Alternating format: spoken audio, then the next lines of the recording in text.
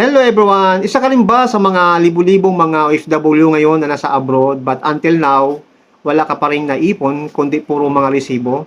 Yun bang tipong isang dekada ka na, 3 dekada na nag-stay dyan sa abroad at hindi pa rin makapag-decide na makapag-for good kasi nga walang ipon eh. May good news ako sa'yo. Alam mo ba na mayroong online system, legit, moral, legal at ethical na pwede kang kumita ng extra during your free time. Ang tawag namin sa sistema na ito ay copy-paste system.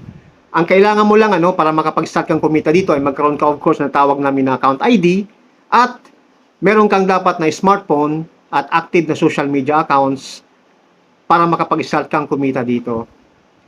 Ang kagandahan dito purely online kaya pwede mo lang itong gawin anytime, anywhere basta meron kang stable na internet connection.